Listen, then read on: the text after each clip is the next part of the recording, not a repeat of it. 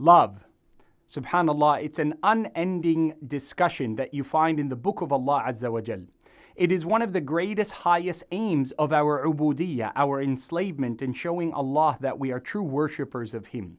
To be loving of God invites you and I to also show that love to those who are nearest amongst us. Sometimes love, of course, can be a very toxic thing, a very negative thing, if it is not intent through the prism of the Sharia, through the laneway that Allah has set for us.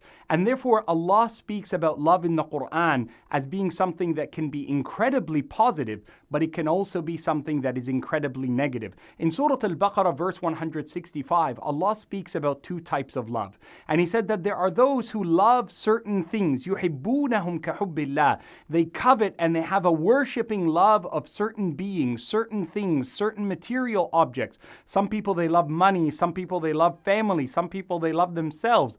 Some people, they love their pride and their culture and their ethnicity or their color. They put it at such a high degree and pedestal that it is at times something that is almost as if it is an element of worship. يُحِبُّونَهُمْ كَحُبِّ اللَّهِ. That they love it to a place that only should be reserved for Allah in that total unconditional love. وَالَّذِينَ آمَنُوا. But the positive love, those who have true love for God, those who are true believers, are those who love Allah, أَشَدُّ حُبًّا لِلَّهِ. They have a greater commitment in their love to Allah subhanahu wa ta'ala. The word hubb is a powerful image, not just word or language. It's an image that is used. You know, the love that a person commits is meant to be enacted, practiced, shown. And therefore, when you say you have a love for Allah, what Allah returns you to is the practice of the faith. So Allah tells us in Surah Ali Imran, قُلْ إِن كُنْتُمْ تُحِبُّونَ اللَّهِ.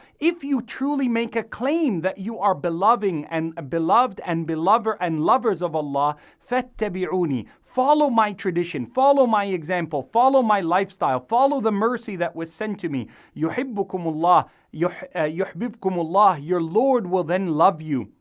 وَيَغْفِرْ لَكُمْ. And you will receive His forgiveness. The first step of Tazkiyah, of course, always begins internally. To cleanse oneself, purify oneself, it must be an inward and outward expression. It begins with an intent and sincerity in the heart that you love for the sake of Allah and that you restrict that love because it is commanded by you, by Allah. I pray that Allah subhanahu wa ta'ala allows us to love the things that we love because of God and to hold us at bay from our cravings and desires of what Allah has prohibited. I leave you with the dua of love, the dua of Prophet Dawood that was then made by our Prophet Muhammad alayhimus salam, sallallahu alayhi wa alayhim wa sallim ajma'in ya arhamar rahimin.